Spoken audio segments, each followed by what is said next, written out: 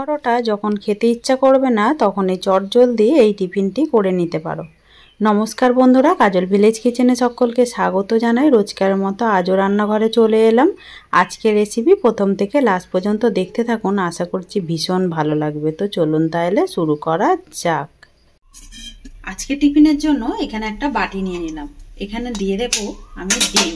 তো আমি আজকে 3টে ডিম নিচ্ছি। তোমরা চাইলে এখানে কম বেশি নিতে পারো, অথবা এখানে বেসমের একটা গোলাও গুলে নিতে পারো। তো ডিম দিলে পরে খেতে ভীষণই ভালো হবে। তো এখানে আমি 3টে ডিমকে ভেঙে নিলাম।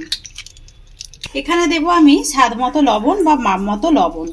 লবণটা তোমরা তোমাদের মাপ মতো দেবে। আর দেব বেশ কিছুটা গোলমরিচ গুঁড়ো। এতে করে টিফিনটা কিন্তু খেতে ভীষণই ভালো হবে। এবারে 3টে ডিমকে দুটো উপকরণ দিয়ে খুব ভালো করে আমি এটাকে ফেটে নেব। আজকের রেসিপি একদম তেল ছাড়া একদম খাবার করে আপনাদের সঙ্গে শেয়ার করব। যারা চটজলদি টিফিনেও কিন্তু এটা রেডি করে নিতে পারবে। এইভাবে একটু ধৈর্য ধরে ভালো করে ফেটে নিতে হবে। খুব ভালোভাবে ফেটে নিলে পরে টিফিনটা খেতে কিন্তু বেশ ভালো হবে। এবারে আমি অপর দিকে গ্যাস অন করে একটা কড়া গরম হতে বসিয়ে দিয়েছি তাওয়া। এবারে তাওয়াটা বেশ কিন্তু গরম হয়ে গেছে, আগে থেকেই বসিয়েছি। এখানে দিয়ে দেবো বেশ কিছুটা বাটার। বাটার দিলে পরে খেতে ভীষণই ভালো লাগবে। আর তেল ছাড়া এই গরমের সময় হালকা একটু বাটার দেখে এলে কিন্তু খুবই ভালো হয়।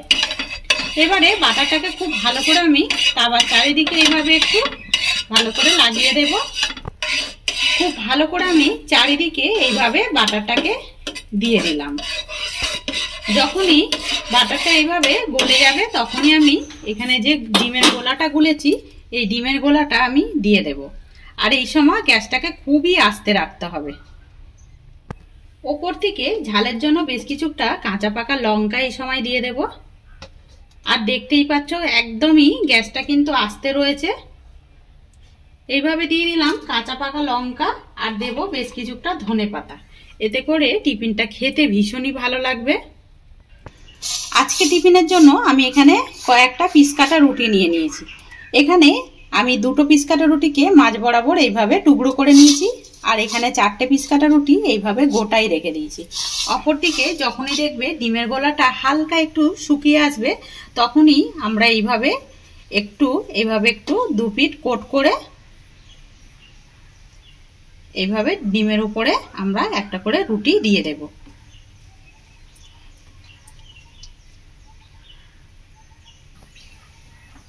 তো এইখানে একের পর এক 2টো রুটি আমি দিয়ে দিলাম। এবারে এই রুটিগুলোর টুকরো যে রয়েছে এইগুলোকেও ঠিক এইভাবে একটু কোট করে নিয়ে আমরা সাইড থেকে দিয়ে দেব। তো আজকে টিফিনের রেসিপি আপনাদের কিরকম লাগছে অতি অবশ্যই কমেন্ট করে জানাবেন। যদি ভালো লেগে থাকে একটা লাইক করে দিয়ে এইভাবে আমার পাশে থাকবেন। সমস্ত রুটিগুলোকেই আমি বসিয়ে দিলাম। তো দেখুন চৌদিক থেকে কিন্তু যখনই শুকিয়ে আসছে তখন কিন্তু ধারগুলো ছাড়তে শুরু করেছে। এবার আমি একটু এইভাবে সরিয়ে সরিয়ে আমি ভালো করে একটু ভেজে নেব। তো তোমরা দেখো কতটা সুন্দরভাবে কিন্তু হয়ে এসেছে। তো এবারে এইটাকে আমি উল্টে দেব। ঠিক এইভাবে সাইড দিয়ে আগে একটু ছাড়িয়ে দেব। তারপরে যেহেতু দুটো করে রুটি দিয়েছি তার জন্য এটাকে ঢাকা দিয়ে দেব। ঢাকা দিয়ে এইটাকে এবারে এইভাবে আমি উল্টে দেব। খুব সহজেই কিন্তু উল্টে গেছে দেখো। এবারে তাওয়া থেকে আবারও আমি এটাকে এইভাবে সহজেই এই দেখো সুন্দরভাবে কিন্তু আমরা এটাকে উল্টে নিলাম। এবারে আবারও আমি এটাকে একটু হতে দেব। তারপরে দেখাচ্ছি এটার কাজ কিন্তু এখনো বাকি রয়েছে। আবারও আমি 1 মিনিট মতো পিসটা সেঁকে নিলাম। এবারে এই রুটির মাঝ বরাবর ঠিক আগে কেটে দেব।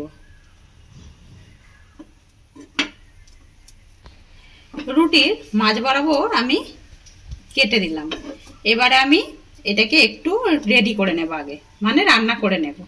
1 মিনিট মতো সেঁকে নেবার পরে বেশ নিচের দিকটা কিন্তু সুন্দর একটা কালার এসে গেছে। আমি আবারও রুটিটাকে উল্টে দেব। 2টো রুটিকেই আমি উল্টে দেব। আগে রুটির যে পিসগুলো রয়েছে এইগুলোকে আমি এর উপর থেকে আগে দিয়ে দেব। এইভাবে দিয়ে অল্প সময় একটু ধরে থাকলে কিন্তু এর মধ্যে খুব ভালোভাবে এইভাবে লেগে যাবে। খুব সুন্দরভাবে কিন্তু লেগে গেছে। এবার আমি অপর দিকে দেখুন বেশ কিছুটা নিয়েছি চিজ। চিজ দিলে পরে খেতে ভীষণই ভালো লাগবে। চিজটাকে একটু রুটির ওপর থেকে দিয়ে দেব। তো তোমরা চাইলে চিজ দেওয়ার বদলেও কিন্তু এমনিতেও এই টিফিনগুলো খেয়ে নিতে পারো। দুটোর মধ্যেই খুব ভালোভাবে একটু দিয়ে দেবো চিজ। দেবো আমি আবারও একটু ধনেপাতা কোঁচানো, তাতে করে টিফিনটা কিন্তু দেখতেও ভালো লাগবে। দিয়ে দিলাম বেশ কিছুটা ধনেপাতা। এবারে চিজটা গলার জন্য এটাকে আমি 1 মিনিটের জন্য ঢাকা দিয়ে দেব।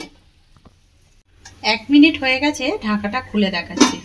কত সুন্দরভাবে দেখুন চিজটাও গলে গেছে আর টিফিনটাও কিন্তু সুন্দর হয়েছে। সাইডে যে ডিমগুলো ছিল আমি এগুলোকে কেটে একটু ওপর দিকে দিয়ে দিয়েছি। এবারে একে একে টিফিনগুলোকে একটা প্লেটের মধ্যে নামিয়ে নেব। তো আজকের রেসিপি আপনাদের কিরকম লাগছে অতি অবশ্যই কমেন্ট করে জানাবেন। যদি ভালো লেগে থাকে একটা লাইক করে দিয়ে এইভাবেই আমার পাশে থাকবেন, আমাকে সাপোর্ট করবেন। আমার এরকম নিত্য নতুন রান্নার জন্য পাশে থাকা বেল আইকনটি প্রেস করবেন। সবাই ভালো থাকবেন, সুস্থ থাকবেন। ধন্যবাদ। আবারও কোনো নতুন রেসিপি নিয়ে ফিরে আসবো। আজকের মতো এই পর্যন্ত।